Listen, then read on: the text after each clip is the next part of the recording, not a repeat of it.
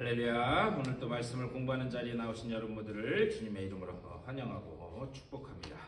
우리 시간 다 같이 찬송하면서 이 수요 성경 강좌 시작할 텐데요. 358장 옛날 찬송가는 400장입니다. 옛날 찬송가는 400장. 주의 진리 위에 십자가 군기. 옛날 찬송가는 400장. 새 찬송가는 358장입니다. 주의 진리 위에 십자가 군기 찬송하면서 시작하겠습니다.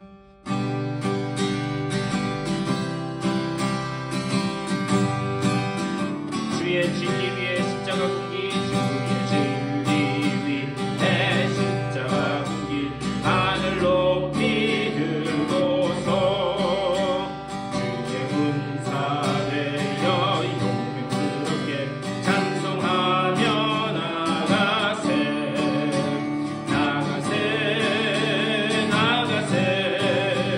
주 예수만을 위하여 목숨까지도 바치고 싸움터로 나가세 원수들이 비록 강할지라도 주의 군기 붙잡고 주의 진리 위에 용이라 하여 분발하여 싸우세 나가세 주 예수만을 위하여 목숨까지도 바치고 싸움터로 나가세 산과 들과 바다 가는 곳마다 주의 군기 날리면 강력고도 일군 승리의 소식 온 세상에 전하세 나가세 주 예수만을 위하여 목숨까지도 바치고 싸움터로 나가세 원수들은 이미 예수의 손에 하나 없이 패하고 주의 군기만이 영광스럽게 온 누리에 날리네 나가세 주 예수만을 위하여 목숨까지도 바치고 싸움터로 나가세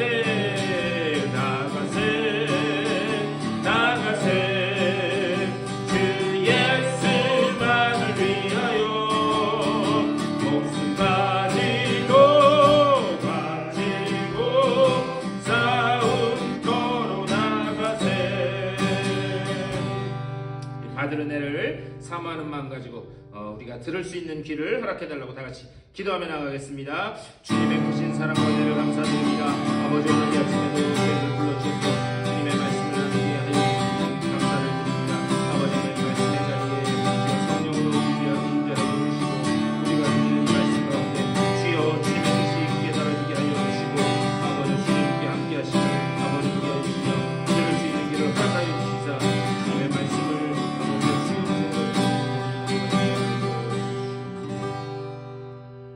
주님의 은혜를 감사드립니다. 오늘 아침에 또 저희들 불러주셔서 주의 말씀을 나눌 수 있도록 인도하여 주시니 감사를 드립니다. 말씀을 사모하여 주의 전으로 나온 주님의 귀한 백성들 무엇보다 들을 수 있는 귀를 허락하여 주시옵소서. 듣는 자는 복되다 말씀하여 주셨사오니 주여 들을 수 있는 귀를 허락하여 주시되 그 말씀이 들려지게 하여 주시고 또 성령을 통하여 그 말씀이 깨달아지게 하여 주시며 듣고 깨닫는 것으로 끝나는 것이 아니라 그 말씀 가지고 온전히 살아내는 주님의 복된 일꾼들 다 되게 하여 주시옵소서. 감사하고 우리 주 예수 그리스도의 이름으로 간절히 기도드리옵나이다. 아멘. 우리 하나님 말씀 보시겠습니다. 요한계시록 12장입니다.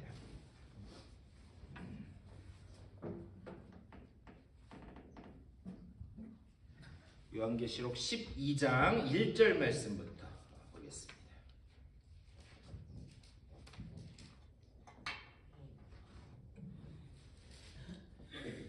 12장 1절에서 우리 6절까지 말씀 한 절씩 교독하겠습니다.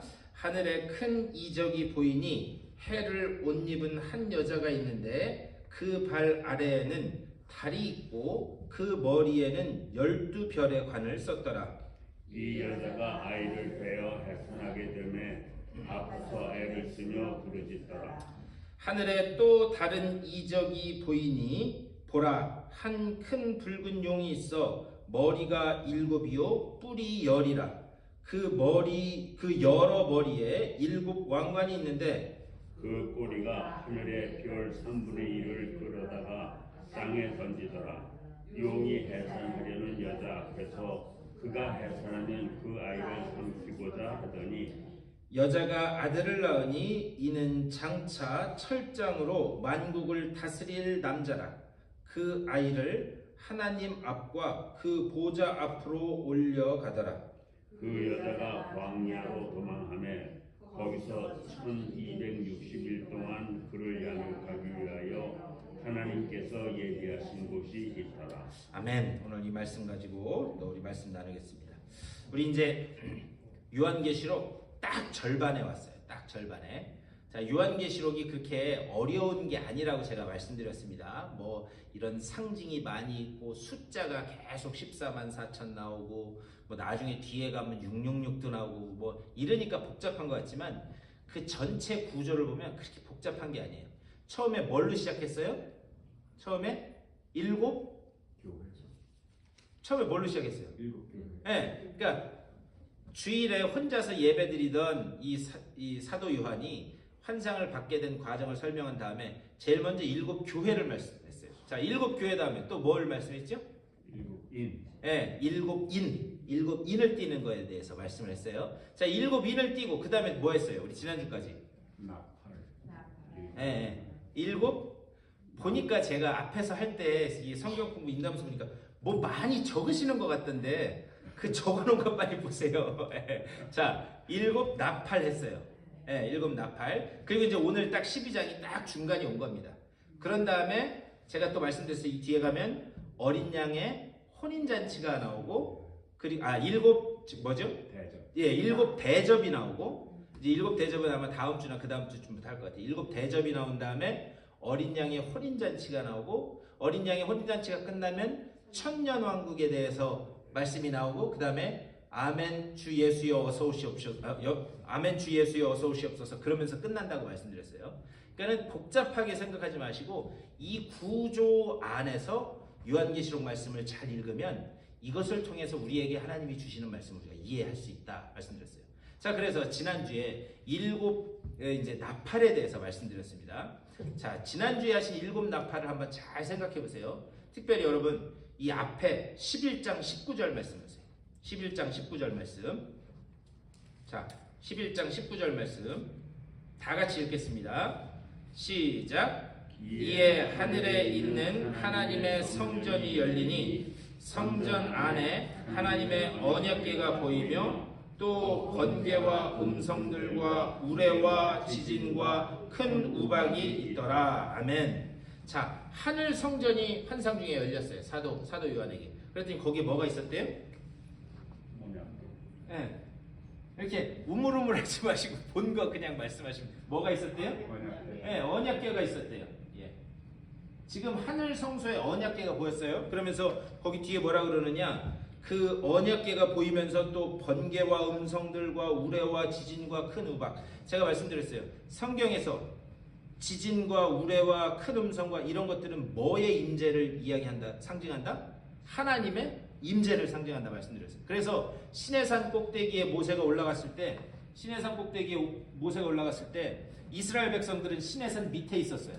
시내산 밑에 있었고 모세 혼자만 시내산 꼭대기에 올라갔는데 여기에 뭐가 임하는 걸 보면서 이 밑에 있는 백성들은 하나님이 지금 여기 시내산 꼭대기에 임재하셨구나 이걸 알 수 있었느냐? 지진과 번개와 구름과 우레소리와 이런 걸 통해서 지금 모세가 올라갔는데 저 모세가 올라간 시내산 꼭대기에 하나님이 임재하셨구나 이것을 알 수 있다라고 말씀드렸습니다. 자, 지금 하늘 성소가 열리고 하늘 성소에 언약궤가 보인다 그랬어요. 자, 이것은 지금 뭘 상징하고 있느냐? 언약궤 안에 들어있는 게 뭐였다고요? 이거 지금 복습하는 거예요. 지난주 거. 지금 왜 복습하느냐? 여러분 복습하는 이유가 있습니다. 지금 우리가 어디 와 있다고요? 네, 우리가 지금 중간에 와 있어요.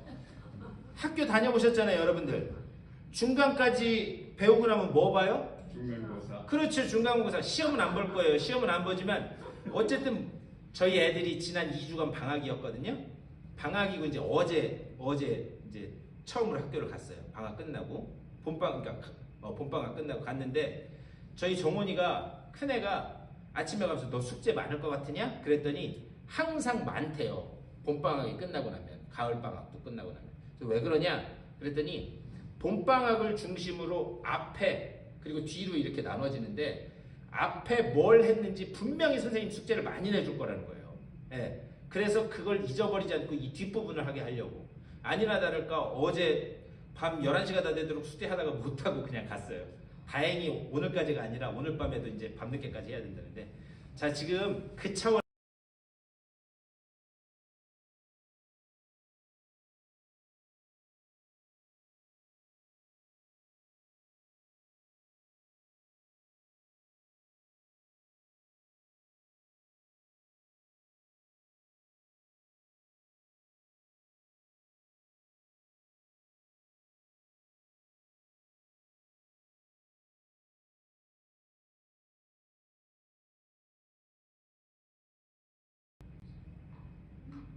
이 언약궤 안에 그게 왜 들어가 있어요? 이 언약궤 안에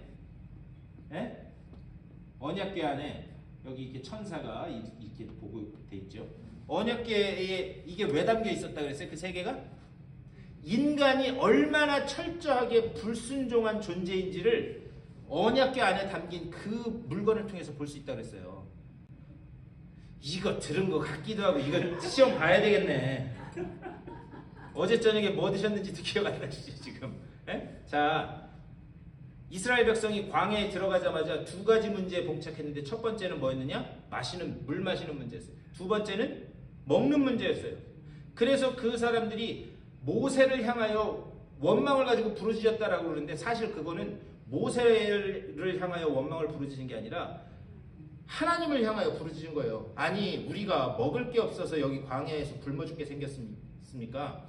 근데 그 말씀을 출애굽기 우리 계속 했지만 출애굽기 말씀을 잘 보면 그들이 그러니까 양식을 달라고 한 건 뭐냐면 하나님 우리를 잘 마시게 하고 잘 먹게만 해주시면 우리가 하나님 잘 섬길 수 있습니다. 사실 그런 의도가 그 속에 담겨 있었던 거예요. 그러니까 자신들의 신앙 실력을 알았다 몰랐다? 몰랐다는 거죠. 우린 그것을 어떻게 하느냐? 하나님이 40년 동안 하루도 안 펴놓고 뭘 내려주셨어요? 하늘에서? 만나, 또 메추라기, 또 오늘은 만나볶음, 내일은 만나튀김, 그 다음날은 만나지짐 이렇게 내려줬는데 우리 신명기서 보면은 이스라엘 백성 40년의 결론이 무엇인가? 사람이 떡으로만 살 것이 아니요 뭘로 살아야 된다? 하나님에서 나오는 말씀으로. 그러니까는 40년 동안 하나님이 해주셨는데 이스라엘 백성은 단 한 번도 광야에서 하나님을 온전히 순종한 적이 있었다 없었다? 없었다. 그러니까 자기들의 신앙 실력을 몰랐던 거예요. 예. 그것을 상징하는 그것을 담는 거예요. 아론의 쌍난 지팡이도 말씀드렸어요. 고라 자손이 아론을 향하여 너만 하나님 종이냐? 우리도 할 수 있다 라고 했을 때 12지파의 지팡이를 싹 올려놓고 놨는데 거기에서 뭐만 싹이 났어요? 예, 아론의 지팡이, 죽은 아론의 지팡이에서만 싹이 났어요. 이거는 뭐 주의 종에게 복종하지 않으면 그러면은 다 벌 받아 준다. 그걸 말씀하는 게 아니에요. 그 입에는 뭐가 있는가? 하나님에 대한 도전이었다는 거예요. 거기서 하나님이 선택한 그 이 아론의 지팡이만 싹 나. 거기도 결국에는 인간의 불순종. 자, 두 번째 돌판이 왜 두 번째 돌판이에요? 첫 번째 돌판 가지고 내려왔더니 밑에서 무슨 일이 벌어졌어요? 금송아지 만들어 놓고 춤추고 있었다고요. 예. 이게 너희를 애굽에서 인도하여 낸 신이라. 그때에 참 이런 거 보면 성경에는 야 모세처럼 온유하고 뭐 이런 사람이 없다라고 하지만 모세도 한 성격 했었던 것 같아요. 이게 다른 사람도 아니고 누가 준 거예요? 하나님. 여러분 한번 가만히 생각해 보세요. 뭐 제가 그럴 일은 없겠지만 트럼프가 저한테 뭐 이렇게 액자에 Dear 레브런 상제리 그러면서 액자에 뭘 이렇게 담아줬어요. 그런데 집에 와서 보니까 승질나는 일이 벌어졌어. 그렇다고 제가 그거 내리태가지고 깨겠어요? 제가 지금 뭔 말씀드리는지 아시겠어요? 안 하겠죠. 그래도 대통령이 준 건데. 그런데 하나님이 주신 돌판을 깨부셨다고요. 그리고 다시 올라가서 다시 또 돌판을 받아옵니다. 근데 그 두 번째 돌판을 여기다 넣었다는 게 결국 뭐냐? 언약궤는 인간의 그 불순종 가운데도 하나님이 어떻게 구원하시는가. 그래서 이 성막 우리 이 출애굽기 할 때 했잖아요. 성막 이 위에 이 두 그룹 두 천사가 이 뚜껑을 향하여 이렇게 날개를 펴고 있는데 여기에 대제사장이 1년에 한 번 들어가서 잡은 재물에 뭘 뿌렸다? 피를 뿌렸다. 여기를 뭐라 그런다고요? 시은좌, 은혜가 베풀어지는 자리. 이 안에 들어간 인간의 그 철저한 불순종에도 불구하고 하나님이 어린 양이신 예수 그리스도의 피를 부음으로 인하여 완전히 그 불순종을 꺾어버리시고 내가 너를 내 백성으로 내 자녀로 만들어가겠다라고 하는 그 은혜가 베풀어지는 자리가 여기라는 거예요. 자, 그렇다면 왜 사도 요한에게 이 하늘의 언약궤를 지금 보여주시는가? 제가 지난주에 말씀드렸어요. 지금 요한계시록을 받아서 읽는 첫 번째 성도들은 박해 때문에, 특별히 도미시안이라고 하는 그 황제 박해 때문에 가족 중에 한 명은 찢어 죽임을 당하고 또 다른 같이 신앙생활했던 분은 사자밥이 되고 지금 이런 그런 극심한 박해 속에서 있었던 그런 사람들이에요. 그래서 가장 당시에 무기력했던 사람들이 바로 이 요한계시록을 받아든 사람들이었습니다. 그런데 그 사람들에게 하나님께서 하늘 성소의 언약궤를 보여주시면서 뭘 하느냐? 야, 지금 힘들고 괴롭지? 하지만 걱정하지 마. 어린 양이신 예수 그리스도의 피가 너희의 불순종 가운데서도 부어짐으로 너희를 구원하셨다면 너희가 지금 속해 있는 지금 처한 이 험난한 상황 속에서도 그 예수 그리스도의 보혈의 공로가 너희를 천성문에 이르도록 천국 하늘 성소에 이르도록 이끌어갈 것이다. 결국 누가 한 것이다? 내가 한 거예요? 내가 박해를 견딘 거예요? 아니라는 거죠. 하나님이 어린 양 아들 예수 그리스도를 보내심으로 인해서 그 어린 양을 통해서 너희가 어떤 환난과 박해 가운데 있든지 내가 반드시 이끌어가겠다. 그것을 환상 중에 지금 사도 요한에 보여주시는 것이 하늘 성소가 열려서 보여지면서 언약궤를 보여주신 의미다라고 제가 지난주에 말씀을 드렸어요. 그런데 앞에서 제가 여러분 표정을 보니까 처음 듣는 얘기처럼 그런 표정을 지으시면 7교회부터 지금 다시 해야 되는 수가 있어요. 그래서 7나팔. 그래서 7번째 나팔은 제가 말씀드렸습니다. 앞에 첫 번째부터 6번째 나팔이 불릴 때는 재앙이 있어요. 다. 처음에는 자연계의 재앙, 두 번째는 사람에게 임하는 재앙이 했는데 7번째 나팔이 불릴 때는 너희가 얻게 될 최종적인 하늘의 그림을 보여주는 거예요. 그러니까 7번째 나팔이 불릴 때 걱정하지 말아라. 하나님이 너희를 이렇게 이끌어가실 것이다 라고 하는 최종적인 승리의 그림을 보여주는 것이다. 그래서 우리 예수 믿는 사람들의 싸움은 어떤 싸움이다? 이미 이겨놓고 싸우는 싸움이다. 우리는 이미 이겨놓고 싸우는 그 싸움을 싸우는 거예요. 그러니까 결과가 뻔히 보이면 지금 겪는 이 일들 중에 무언가 조금 힘들고 어려운 일이 있어도 이길 수 있어요? 없어요? 최종적 면류관이 저기 있는 게 다 보여지는데 그게 나한테 올 게 보여지는데 거기를 가면서 조금 돌부리에 걸려서 넘어진다고 해서 그거 포기할 거예요? 아니라는 거죠. 그것을 지금 이 최종적 그림으로 보여주신다 라고 한 다음에 이제 12장으로 들어오는 거예요. 그래서 7번째 나팔까지 끝나고 이제 딱 중간 부분에 오면서 그러면서 12장 1절 말씀 여기까지 이해가 되시죠?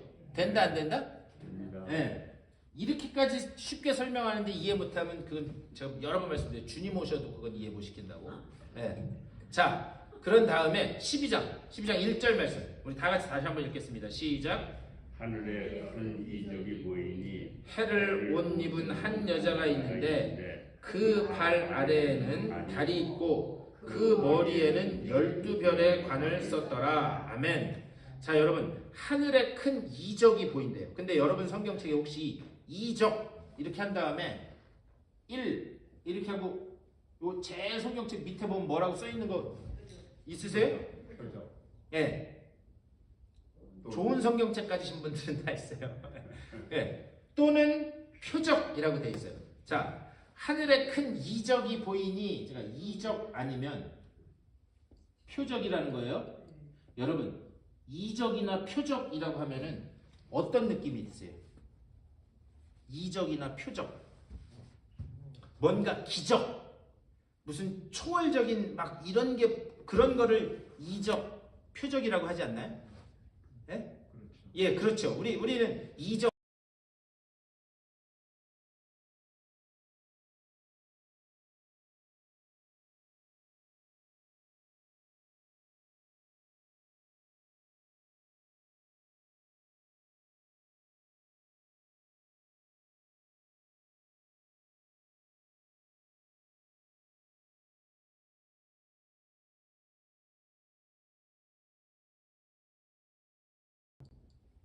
자, 지금 12장에 들어오면서 세메이온 하늘의 표지판을 보여주셨대요. 그래서 오늘 제목이 뭐예요? 하늘의 표지판을 보이시다. 예. 그렇다면 왜 중간 부분에 와서 하나님이 이 표지판을 보여주시는가? 특별히 이 유배온 지금 이 반모섬에 갇혀 있는 사도 요한에게 이것을 보여주시는 그런 이유가 있습니다. 당시 그리스도인들은요, 가장 무기력한 상황이었다 말씀드렸어요. 가장 무기력하고 박해 때문에 고난 때문에 가장 지금 이 어찌할지를 몰라서 방황하고 있는, 그러니까 신앙적으로도 흔들리는 상황이라고 제가 말씀을 드렸습니다. 자, 그런데 그렇게 하다 보니까 이 사람들 사이에 속에서 생긴 갈등이 있는 거예요. 속에서 생긴 갈등이 있는데 그게 뭐냐? 지금 우리가 잘 가고 있는 건가? 내가 지금 바른 길로 가고 있는 건가? 이런 흔들림이 그들 속에서 생기기 시작한 거예요. 예를 들면 그런 거예요. 여러분 신앙생활 하시는데 고난이 계속해서 밀려오고 내가 신앙생활 열심히 하고 또 어떻게든 말씀대로 살아보려고 계속 하는데 계속해서 환난이 닥쳐오고 고난이 닥쳐오고 하면 여러분 솔직하게 속에서 내가 지금 신앙생활 잘 하고 있는 건가? 이런 생각이 들겠어요, 안 들겠어요? 당연히 들겠죠. 야, 지금 내가 하는 게 맞는 건가? 이거 뭐 해도 소용없는 거 아니야? 그런 흔들림이 얼마든지 있을 수 있다는 거예요. 그래서 하나님께서 사도 요한을 통해서 딱 중간 부분에 가서 이적, 표지판을 보여주시는데 그냥 표지판이 아니에요. 뭐라고 되어 있느냐? 하늘에 있는 표지판. 하늘에 큰 이적을 보인다. 하늘에 있는 표지판을 지금 보여주신다는 거예요. 하늘에 있는 표지판. 자, 그렇다면 여러분 지금은 다 내비게이션 쓰시잖아요. 예? 지금은 다 내비게이션 쓰시잖아요. 그래서 어디를 가려면 핸드폰으로 아니면 내비게이션으로 목적지를 찍으시고 가시잖아요. 그런데 예전에 내비게이션이 없을 때 여러분 어떻게 가셨어요? 지도. 그렇죠. 옆에서 책 펴놓고 지도 이렇게 하고 어디 지나서 어디 가겠구나 이렇게. 지금은 눈에 다 보이지만 이제 어디쯤 지나면 얼만큼 왔고 어디쯤 지나면 얼만큼 왔고 이렇게 다 보이잖아요. 저는 이제 그 아버지 어머니 오셔가지고 이제 LA 갔다 오면서 저는 항상 LA 갈 때 어디쯤 오면 다 왔다라고 생각하냐면 팜스프링쯤 가면 다 왔구나 생각해요. 근데 다 안 왔어요. 팜스프링에서도 110마일이나 더 가야 돼요. 공항까지 가려면. 근데 그냥 느낌적으로 팜스프링쯤 오면 잘 왔구나. 예, 그렇게 생각을 해요. 그런데 이게 처음에 제가 이제 만약에 LA를 간다 그러면 표지판이 나올 때 여기서 출발하면 처음부터 LA 이렇게 나오던가요? 내비게이션 없다고 생각하고. 아니죠. 그냥 한 번 보여주고 중간중간에는 어디까지 몇 마일, 예를 들면은 뭐 거기 어디죠? 콜로라도 강 중심으로 아리조나랑 캘리포니아 중간에 이렇게 갈라있는 도시가 블라이트인가? 뭐 그런 거죠. 블리트인가 뭐 폴치 사이트인가 뭐 그런 데예요. 그러면 거기까지 몇 마일. 또 그 다음에 어디까지 몇 마일. 뭐 인디오 팜스프링까지 얼마. 중간중간에 표지판이 나온다고요. 그러면 지도 없을 때 생각해보면 이 방향으로 어떤 도시가 나오니까 내가 지금 잘 가고 있다 못 가고 있다 알 수 있어요 없어요? 제가 무슨 말 드리는지 아시겠죠? 지금이야 내비게이션 보고 그냥 따라가면 되니까. 그러니까 중간에 지금 표지판을 보여주시는 이유는 네가 지금 잘 가고 있는지 못 가고 있는지 흔들리는 성도들에게 지금 네 목적지는 저 최종 하늘의 성소를 향해서 가는데 지금 이만큼 잘 가고 있다라는 그 중간 점검 차원에서 하늘의 이적 표지판을 보여주신다라는 거예요. 여기 이해가 되세요? 네. 제가 예전에 박 장로님한테 한번 말씀드린 적이 있는데 우리가요 사실 근데 표지판을 보고 가도요 잘못 갈 때가 있어요. 예. 옛날에 지금 말고 옛날에 지도 있을 때. 그래서 제가 박 장로님한테 한번 말씀드렸는데 제가 예전에 한국에 있을 때 어디 라디오에서 사연 들었는데 어떤 중년의 아저씨하고 아주머니하고 부부인데 여행을 이렇게 가는데 근데 내비게이션에서 요즘은 남자 목소리로 나오는데 예전에는 젊은 여자 목소리로 나왔거든요. 그랬는데 뭐 우회전하세요, 좌회전하세요 여자 목소리로 이렇게 했는데 그 옆에 운전 안 하고 타신 아주머니가 아무리 생각해도 이 길을 잘못 가르쳐 주는 것 같더래요. 내비게이션도 가끔 실수를 해요. 그래서 여보 그게 아니라 좌회전을 해서 가야 될 건데 그랬더니 아이 내비게이션에서 이야기하는데 글로 따라가야지 당신 알지도 못하면서 그렇게 막 했대요.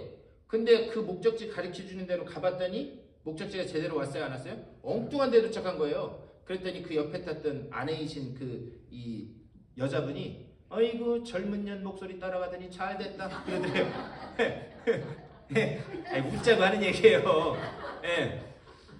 자 그런데 그냥 그거는 그 사연이고 우리가요 내비게이션 보고 따라가도 잘못 갈 때가 있는데 표지판도 잘 확인하면서 가야 된다는 거예요. 예.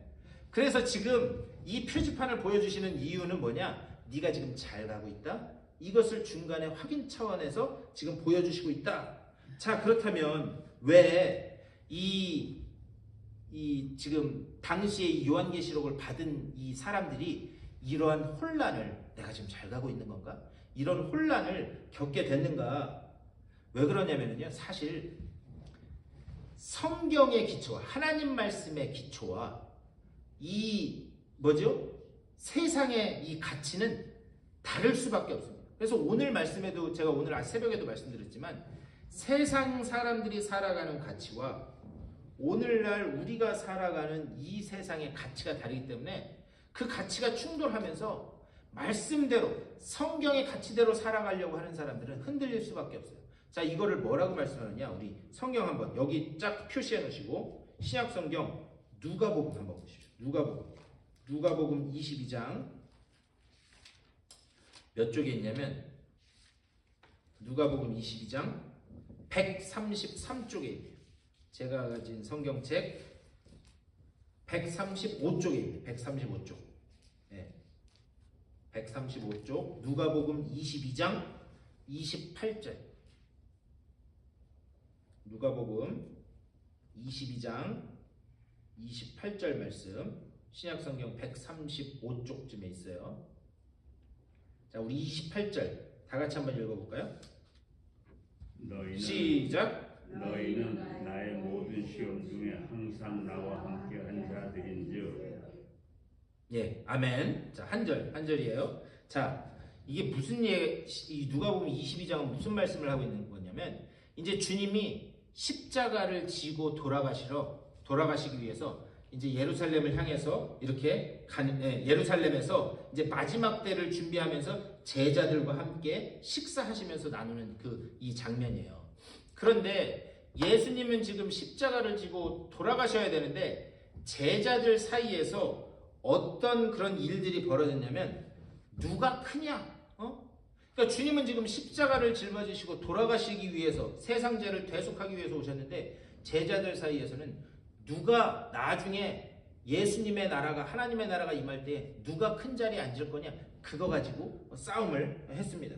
자 그런데 제자들이 생각했던 거는 이제 예루살렘에 들어가서 이렇게 하면 거기 있는 로마 사람들을 다 쳐 없애고 그리고 이제 주님의 나라가 임하겠구나. 그런데 그 주님의 나라는 예수님이 말씀하셨던 그 하나님의 나라와 제자들이 생각했던 하나님의 나라가 같았어요? 달랐어요?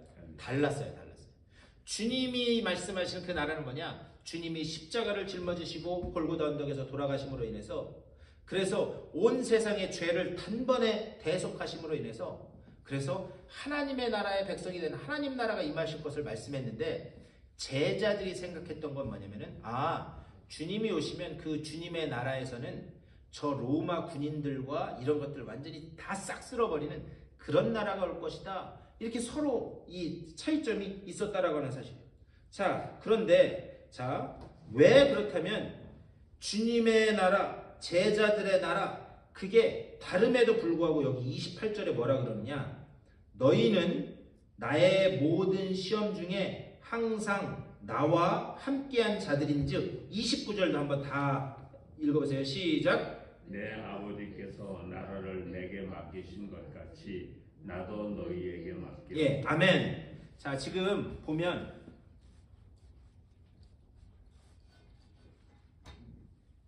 예수님이 생각하시는 예수님의 나라와 제자들이 생각하는 제자들의 나라가 같았어요? 달랐어요? 서로 달랐어요. 그런데도 불구하고 예수님은 뭐라고 말씀하시냐? 29절에서 그 두 개 나라가 다르지만 하나님이 내게 맡기신 나라를 누구한테 이제 맡기시겠대요? 제자들에게 맡기시겠대요. 자, 그런데 여기 특별히 28절에서 너희는 나의 모든 시험 중에 항상 나와 함께한 자들인지 이렇게 얘기해요. 자, 그러면 예수님이 무슨 시험을 당하실 때 제자들이 계속 함께했대요. 그럼 예수님이 당하신 시험이 뭐예요? 제가 지금 무슨 말씀 드리는지 이해가 되세요? 예? 자, 여기 지금 28절을 말씀을 보면 28절에서 예수님이 뭐라 그러시느냐? 28절에서 너희는 나의 모든 시험 중에 항상 나와 함께한 자들인즉 이렇게 얘기했어요. 예수님이 시험을 당하셨대요. 예수님이 시험을 당하셨는데 그 시험을 당할 때마다 누가 함께했대요? 네, 여기까지 이해되시죠? 네. 제자들이 함께했대요. 그럼 도대체 예수님이 무슨 시험을 당하셨길래 그때마다 제자들과 이렇게 함께했는가? 여러분, 예수님에게 있어서 가장 큰 시험이 뭐였는지 아세요? 우리가 신약성경 복음서부터 말씀을 쫙 보면 예수님은 누구셨는가? 예수님은 하나님이셨어요. 하나님. 근데 하나님이신 모든 것을 다 하실 수 있는 그 분이 하늘 보좌를 버리고 내 죄를 대신한, 내 죄를 대속하기 위해서 하늘 보좌를 버리고 이 땅에 가장 약한 인간의 모습으로 이 땅에 내려오신 거예요. 여러분, 모든 것을 다 할 수 있는데 안 하는 것처럼 힘들고 어려운 게 없어요. 이해가 되세요? 내가 할 수 있는 게 그냥 산더미 같이 널려 있어요. 그냥 나는 뭐 할 수 없다는 걸 나도 알고 남도 알고 다 알아요. 그러면 못하는 거는 어떻게 생각하느냐? 당연하다고 여겨요. 그렇지, 뭐 내가 뭘 하겠어. 그런데 내가 모든 것을 다 할 수 있어요. 모든 것을 다 할 수 있음에도 불구하고 어떤 목적을 위해서 그것을 안 한다라고 하는 것처럼 큰 시험이 없다고요. 이해가 되세요? 네. 그러니까 다 할 수 있는 사람이 어떤 다른 더 큰 목적을 위해서 일을 안 하는 것처럼 큰 시험이 없다고요. 예수님이 지금 말씀하시는 나의 모든 시험 가운데 너희와 함께했다라는 말의 뜻이 그거예요. 하나님이신 예수님이 하늘 보좌를 버리고 나의 죄를 대속하기 위해서 이 땅에 내려오셨어요. 가장 낮고 천한 모습으로 오셨는데 그분은 인간의 모습으로 오셨지만 모든 것을 하실 수 있는 분이었어요? 없는 분이었어요? 모든 것을 하실 수 있는 분이었어요. 그럼에도 불구하고 그 목적은 어디에 있었는가? 아버지의 말씀에 순종하고 이 인류의 모든 죄를 구속할 그 목적을 가지고 오셨기 때문에 얼마든지 주님은 십자가에서 고통당하시다가 십자가를 털고 내려오실 수 있는 분이었어요. 자기를 창으로 찌르는 로마 병정을 말씀으로도 얼마든지 다 처단하실 수 있는 분이었다는 거예요. 그럼에도 불구하고 주님은 어떻게 하셨는가? 끝까지 아버지 말씀에 순종하고 당신이 이 땅에 내려오신 그 목적을 아시기에 그 몸 안에 있는 마지막 피 한 방울, 땀 한 방울, 물 한 방울까지 다 쏟으면서 돌아가셨다는 거예요. 그게 가장 큰 시험인데 그 시험 때마다 누가 함께했다? 제자들이 함께했다는 거예요. 그런데 제자들이 함께했음에도 불구하고 제자들은 주님이 그 길을 향해서 가시는데 제자들은 그 이 예수님의 나라를 이해했다 못했다? 못했다는 거예요. 자, 그런데 29절에서 여러분 아까 29절에 뭐라 그러냐? 아버지께서 내게 맡긴 나라를 이제 누구한테 맡긴대요? 제자들에게 맡긴대요. 여러분 잘 생각해 보세요. 예수님이 말씀하신 나라를 제자들은 이해를 못했어요. 못했는데도 불구하고 예수님이 돌아가시면서 그 나라를 이제 누구한테 맡기겠대요? 제자들에게 맡기겠대요. 여기에는 아주 놀라운 아주 큰 우리 주님의 메시지가 있는 거예요. 너희가 지금은 이해 못하고 내가 가는 길이 어떤 길인지 이해 못하지만 내가 이 나라를 내가 너희들한테 맡긴다. 지금 이해 못하지? 하지만 걱정하지 마. 내가 십자가 지고 거기서 죽고 부활한 후에, 그러니까 주님이 말씀하시는 거는 저 모든 일이 벌어질 끝을 보면서 말씀하시는 거예요. 지금은 너희들이 이해 못하고 이러지만 그 끝에 성령이 너희에게 임하고, 그리고 너희가 그 성령을 통해서 권능을 받으면 온 유대와 사마리아와 땅끝까지 이르러 내 증인이 된다. 그 끝을 보시고 주님께서 이 나라를 너희들에게 맡기겠다라는 것을 지금 말씀하는 거예요. 그러니까 주님은 저 끝을 보고 말씀하시기 때문에 제자들은 이 말씀을 들으면서도 여전히 이해를 했다 못했다? 못했다는 거예요. 그래서 중요한 건 뭐냐면요, 우리가요 이 하나님의 시각에 좀 눈이 열려질 필요가 있어요. 주님은 하나님이셨기 때문에 저 끝을 보고 말씀하신 거예요. 우리도 인생 살다 보면 복잡 다단한 일들 많이 벌어지잖아요. 그때 나한테 뭐라고 한 거 저거 확 가서 그냥 들이받아버려? 우리 교회 얘기가 아니라 다른 교회 얘기하는 거예요. 예. 저거 확 받아버려? 아니면 저 그냥 확 끊어버려? 얼마든지 인생 살다 보면 복잡 다단한 일들이 벌어진다는 거예요. 그런데 우리가요 그 정도는요 여러분 그냥 넘어가세요. 이게 오해 말고 들으세요. 그냥 넘어가라는 말은 묵인하고 가라는 말이 아니에요. 잘못된 길로 간다면 이야기도 하고 기도도 하고 해야 되겠죠.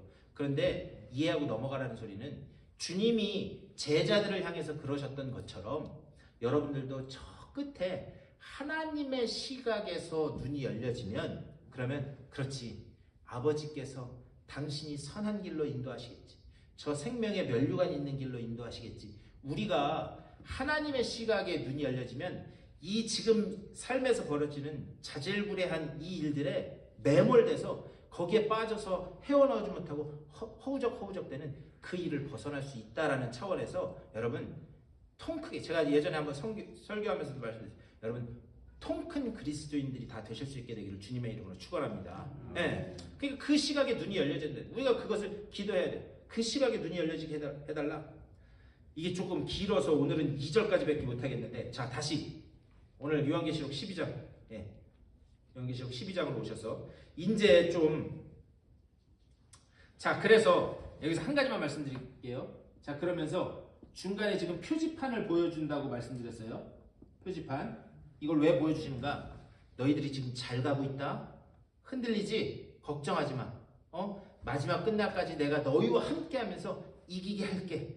너희의 끝의 그림은 이거야. 그것을 확인시켜주기 위해서 이 표지판을 보여주는 거예요. 그런데 12장 1절에서 이게 참 어려운 부분이 나와요. 12장 1절 보면 하늘에 큰 이적이 보이니 해를 옷 입은 한 여자가 있는데 그 발 아래에는 달이 있고 그 머리에는 12별의 관을 썼더라, 이렇게 말씀해요. 자, 하늘에 큰 표지판이 보이는데 거기에 보니까 뭐가 있대요? 네? 거기 누가 있대요? 누가? 네, 누가 있어요? 여자가 있대. 한 여자가 있는데 그 여자의 모양을 한번 보세요. 해를 옷 입은, 하늘에 해를 옷 입은 여자가 있대요. 그리고 또 발 아래에는 뭐가 있대요? 달이 있고, 그 다음에 또 뭐가 있대요? 네, 해를 옷 입었고 발에는 달이 있고 머리에는 뭐? 12별. 네. 자 그러면 여기 지금 나오는 게 뭐냐? 해와 달과 별이 나와요. 지금 여인이 있는데 머리에는 별, 해를 옷 입고 달. 자 성경 말씀에서 해와 달과 별이 뭘 상징하는가? 제가 요한계시록 계속 하면서 말씀드리는데 이게 참 이해하기 어려운 게, 이런 상징적인 거나 아니면은 어떤 이런 이 구약 성경에 있는 문학적인 이런 표현들을 많이 갖다 썼기 때문에 이해하기가 어려워요. 그래서 과연 성경 말씀에서 해와 별과 달이 뭘 이야기하고 있는지를 우리가 알면 이 말씀을 좀 쉽게 이해할 수 있어요. 자, 성경에서 해와 달과 별은 항상 무엇과 연결돼서 이야기를 하냐면 자손의 번성, 지파의 번성과 관계돼서 이야기를 해요. 자, 예를 들면 창세기 15장 말씀 보면 롯하고 아브라함하고 갈랐어요. 네, 롯하고 아브라함하고 갈라섰는데 롯이 그 자기의 이 삼촌, 자기를 키워주고 먹여주고 길러준 아브라함한테 자 둘로 이제 우리 갈라서자라고 하면서 아브라함이 먼저 야 롯아 네가 동쪽 그러면 난 서쪽 할게. 네가 서쪽 그러면 난 동쪽 할게. 네가 먼저 선택해라 라고 그렇게 얘기를 했어요. 그러면 자기를 먹여주고 키워주고 길러준 자기 아버지 같은 삼촌이 그렇게 얘기했으면 여러분 같으면 어떻게 하시겠어요? 삼촌이 먼저 그렇죠. 여러분들은 다 그러시죠. 믿음의 사람들이니까.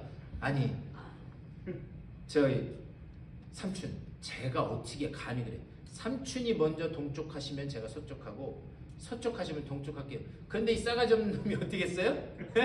홀짝 눈을 들어보니 소돔과 고모라 땅이 있는데 그 땅이 어떤 땅 같았다고요?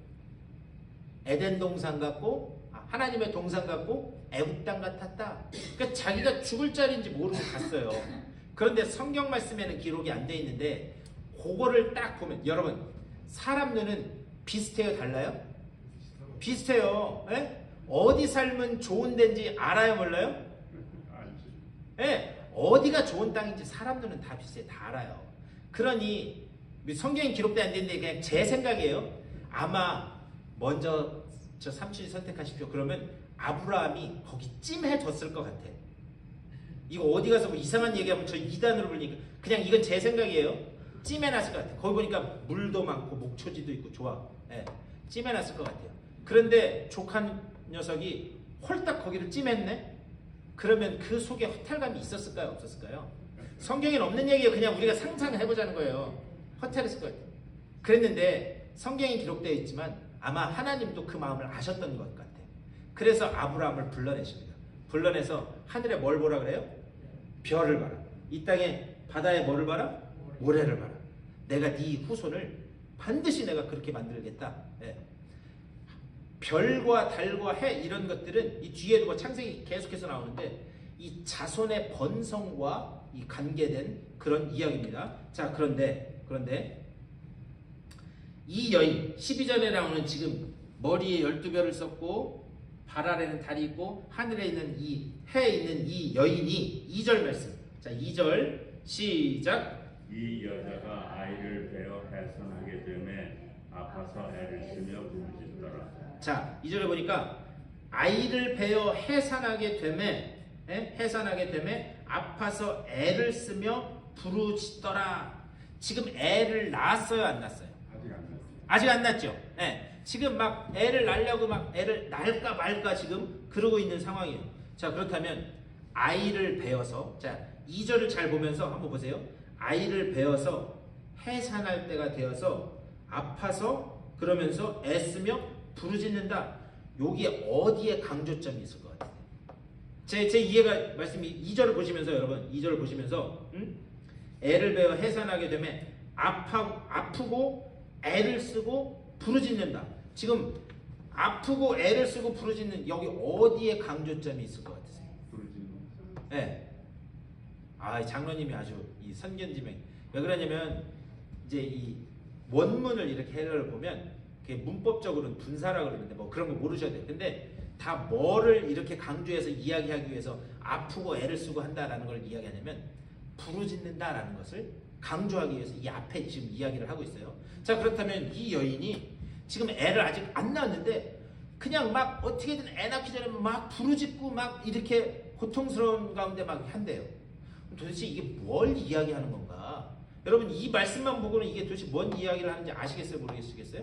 모르죠.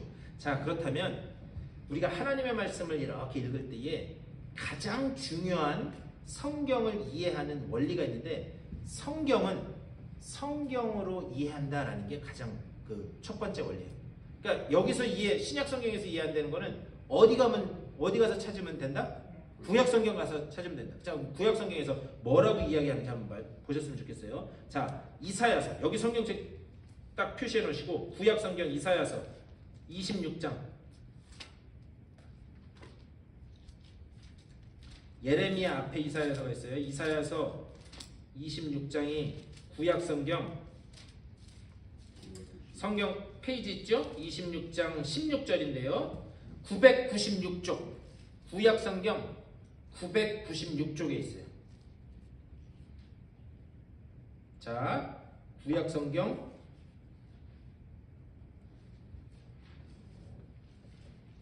이사야서 26장 996쪽 26장 16절 26장 16절 26장 16절 996쪽 다 찾으셨어요? 제가 16절 읽겠습니다. 여호와여 그들이 환난 중에 주를 앙모하여 싸우며 주의 징벌이 그들에게 임할 때에 그들이 간절히 주께 기도하였나이다. 17절 다 같이 시작. 여호와여 잉태한 여인이 산기가 임박하여 산고를 겪으며 부르짖음같이 우리가 주 앞에서 그와 같은 일이다. 예, 아멘. 자, 17절 말씀 보면 오늘 여기 2절에 하는 요한계시록 2절 말씀과 비슷한 이야기가 나오죠. 여기에도 뭐냐? 여호와여 잉태한 여인이 산기가 임박하여 산고를 겪으며 부르짖음같이 애를 낳았어요? 안 낳았어요? 지금?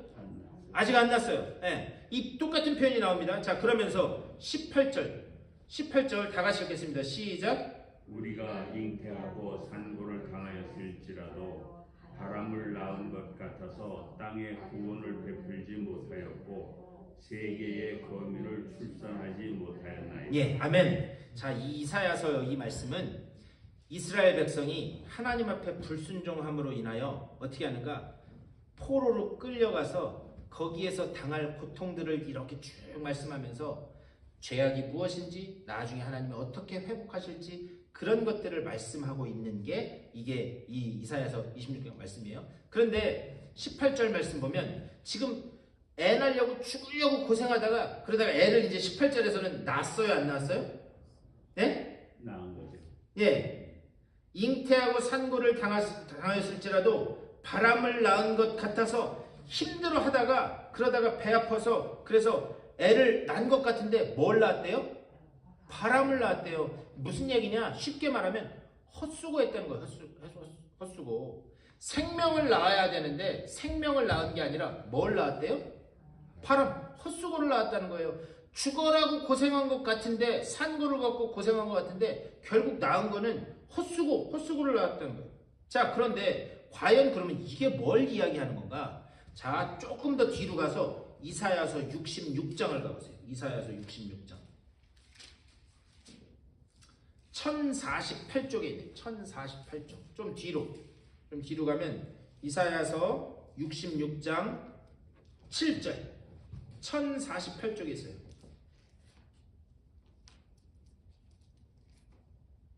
네, 찾으셨어요? 66장 7절? 네, 7절 제가 읽을게요. 시온은 진통을 하기 전에 해산하며 고통을 당하기 전에 남아를 낳았으니 8절 다 같이 시작. 이러한 일을 들은 자가 누구이며 이러한 일을 본 자가 누구이냐? 나라가 어찌 하루에 생기겠으며 민족이 어찌 한순간에 태어나겠느냐?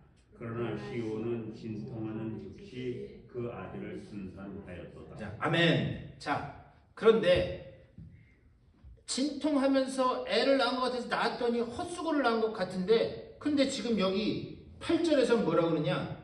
시온은 진통하는 즉시 그 아들을 어떻게 했대요? 순산했대요. 순산. 그런데 7절에서는 진통을 하기 전에 뭐라 그래 돼 있어요? 낳았대요. 남자를 낳았대요. 남아를. 예. 진통을 하기도 전에 이스라엘 백성은 그렇게 애쓰고 고통하고 고통 가운데서도 막 하나님을 따른다고 했는데 결국 낳은 거는 헛수고만 낳았다는 거예요. 그런데 나중에 시온 하나님이 완성할 그곳에서는 뭐냐? 진통이 오기도 전에 남자아이를 어떻게 한다? 네, 그것도 그냥 낳은 게 아니라 어떻게 했대요? 순산하게 된다는 거예요. 자, 그렇다면 그 고통을 하기 전에 태어난 그 남아 순산을 한 그 남자아이는 누구인가? 자, 이걸 보려면 지금 막 여기저기 왔다 갔다 하는 게 도대체 이 여자가 애 낳으려고 애쓰는 게 누군가 지금 찾아보려고 하는 거예요. 이게 누구냐? 자, 시편, 구약성경 시편 앞으로 가야 돼요. 시편 2편. 시편 2편은 804쪽쯤에 있는 804쪽. 804쪽. 804쪽 2장 시편 2편 7절 말씀. 시편 2편 804쪽 시편 2편 7절 말씀. 제가 7절 읽을게요. 내가 여호와의 명령을 전하노라. 여호와께서 내게 이르시되 너는 내 아들이라.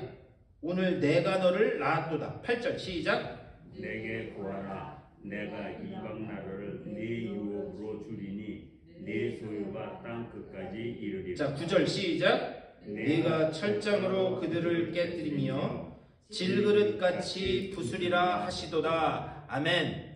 자, 9절 말씀 잘 보시고 지금 시편 2편 9절 말씀 잘 보시고 여기 손 이렇게 표시해 놓으시고 오늘 본문 요한계시록 12장으로 가보세요. 예. 요한계시록 12장 가셨어요? 네. 자, 5절 말씀 다 같이 읽겠습니다. 5절 시작. 여자가 아들을 낳으니 이는 장차 철장으로 만국을 다스릴 남자라. 그 아이를 하나님 앞과 그 보좌 앞으로 올려가더라. 자, 시편 2편 9절과 거기에서도 철장으로 만국을 다스린다고 했죠. 여기 요한계시록 12장 5절에서 철장으로 앞으로 만국을 다스릴 남자다. 그런데 하나님 앞과 보좌 앞으로 올려갔다. 이건 누구를 상징하는 거냐? 예수 그리스도를 상징하는 거예요. 앞으로 철장으로 세상의 죄악의 권세를 다 깨트리고 그리고 세상의 죄악을 깨트리면서 세상 만국을 다스릴 예수 그리스도의 그 탄생을 지금 이야기하는 거예요. 결국 뭐냐? 그 예수 그리스도가 오심으로 인해서 그래서 어떻게 하는가? 이 땅에서 구원받고 고통 가운데 있는 제가 말씀드렸죠. 요한계시록 지금 우리가 12장 중간까지 왔다 그랬어요. 중간까지 왔는데 요한계시록 중간까지 오면서 계속 말씀드린 게 뭐냐? 요한계시록을 받아든 첫 사람들은 박해 때문에 고통 가운데 신음하고 힘들어하는 사람들이다 말씀드렸어요. 그래서 아까도 표지판을 보여준 이유가 뭐다? 이거 내가 잘 가고 있는 건가? 이거 내가 혹시 잘못 가고 있는 거 아니야? 이렇게 신앙이 흔들리는 사람들에게 지금 해산 가운데 해산하려고 고통 가운데 지금 하고 있는 이 모습, 이 환상을 보여주면서 야, 걱정하지 마. 해산의 때가 되어서 순산하게 될 그 남자의 그 아들이 예수 그리스도가 앞으로 어떻게 할 건가? 철장을 가지고 너희들을 박해하고 고문하고 고난 가운데로 죽음 가운데로 몰아가는 그 세상 만국의 그 백성들을 다 철장 권세로 깨트리고 그리고 만국을 그 발 아래 두셔서 다 다스릴 거야. 지금 이 환상의 그림을 사도 요한을 통해서 보여주시는 거예요. 그러니까 걱정하지 마. 힘들지? 괴롭지? 지금 잘 가고 있어. 그 길이 맞아. 그 길이 맞아. 그러니까 인내하면서 참고 기다려. 왜? 그 예수 그리스도께서 이 땅에 오셔서 철장 권세를 가지고 세상 만국을 깨뜨리실 거야. 인내해. 힘있게 싸워나가. 지금 이 소망과 위로의 말씀을 하나님께서 사도 요한의 이 환상을 통해서 보여주고 계신다라고 하는 것을 우리가 잊어서는 안 됩니다. 그래서 중간 지점에서 지금 잠깐 나팔이 멈춘 사이에 지금 이 말씀을 하고 있는 거예요. 그러면서 또 다시 이 뒤에 가면 이제 일곱 대접에 그게 나와요. 그러면 여러분 보세요. 우리가 결승점이 인생의 결승점이 이렇게 있다라고 한번 생각을 해보세요. 인생의 결승점이 이렇게 있는데 여러분 인생을 살아보시니까 여기 한번 딱 환란 오고 나서 그냥 결승점까지 순탄하게 골인 하시던가요? 제가 뭔 얘기 드리는지 아세요? 아니 이거 넘어가면 또 다른 파도가 오고 요 산 넘어가면 다른 산이 가로막고 있고 그러잖아요. 네. 중간 부분에서 지금 표지판을 보여주시는 거예요. 야 힘들고 어렵지? 잘 이겨왔지? 그리고 나팔이 불릴 때 일곱 이늘 때 이런 고통들이 있었지만 잘 이겨나갔지? 야 잘 가고 있어. 걱정하지 마. 자, 잘 가고 있다고 걱정하지 말라고 했다고 해서 요 남은 뒷부분에 고난이 없으라는 법이 있어요, 없어요? 없죠. 지금은 잘 가고 있으니까 야, 또 다시 어떤 고난이 오든지 그거 힘있게 잘 말씀으로 이겨놔. 이 뒤에 일곱 나팔에 관한, 일곱 대접에 관한 그런 환란들이 계속 또 나오는 거는 요거 잘 넘어갔어도 그래도 여기 또 있다. 하지만 걱정하지 마. 니들 결승선은 여기다. 여기에는 생명의 면류관이 기다리고 있다. 철장 권세를 깨뜨릴 예수 그리스도께서 너희를 두 팔 벌려 환영하실 것이다. 그거를 계속해서 이 그림을 통해서 보여주시는 거예요. 그래서 지금 중간 부분에 딱 온 거예요. 중간 부분. 그래서 이제 이 뒷부분을 해야 되는데 다음 주에 뒷부분을 하고 이제 이 뒤에 계속해서 그 일곱 대접에 관한 그런 현상들을 쭉 가서 보도록 하겠습니다. 오늘 더 해야 되는데 제가 중간 점검 차원에서 중간에서 끊었어요. 다음 주에 꼭 오셔야 됩니다. 다음 주에 오셔야 도대체 이 여자가 여기 뒤에 보시면 아까 읽었지만 이 여자가 막 해산하려고 그러는데 용이 뭐 하고 있어요? 혓바닥을 낼렁거리면서 요거 낳기만 해라. 내가 먹어야지. 그 그림이 있어요. 기대되지 않으세요? 지금 클라이맥스를 향해서 가고 있는 거예요. 다음 주에 꼭 오셔야 됩니다. 자, 우선은 시간이 지났으니까 여기까지만 하고 뭐 궁금한 거 혹시 이해 안 가는 거 이런 거 있으세요? 자, 우리 한 목소리로 말씀을 생각하면서 우리 기도하겠습니다. 기도하실 때 하나님, 지금 내 삶 가운데 어떠한 환난과 고난이 닥쳐올지라도 주님께서 이미 십자가에서 이기신 싸움을 내가 싸워나가는 줄 믿습니다. 우리에게 주어질 생명의 면류관을 소망하면서 지금 이 삶 가운데 벌어지는 어려운 일들을 주님의 그 생명의 면류관을 의지하면서 주님의 성령의 능력을 의지하면서 잘 이겨나가는 내가 되게 하여 주시옵소서. 우리 다 같이 한 목소리로 기도하며 나가겠습니다.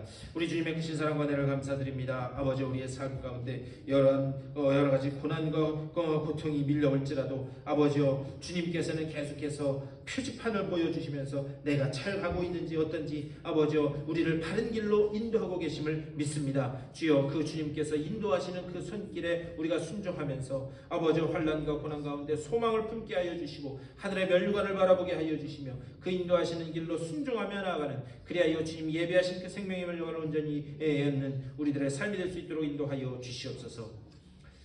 주님의 은혜를 감사드립니다. 오늘 이 아침에도 주의 전에 나와 주님의 말씀을 사모하고 또 주님의 말씀을 듣고 배울 수 있는 이 복된 자리로 저를 인도하여 주신 줄 믿고 감사를 드립니다.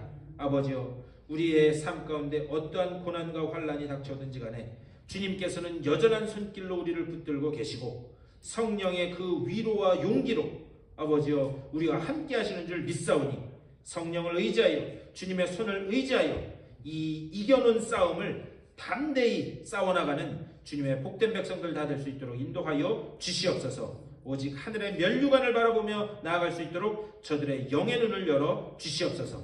이 믿음을 가지고 또 세상을 향해 걸어나가는 주님의 사랑하는 백성들의 삶 가운데 우리 구주 예수 그리스도의 크고 놀라우신 은혜와 하나님 아버지의 극진하신 사랑하심과 성령의 감화 감동하시고 교통하신 놀라운 은총이 저들의 삶 가운데, 가정과 자녀들 가운데 되어지는 모든 일들 가운데 이제로부터 영원토록 함께 하시기를 간절히 축원하옵나이다. 아멘.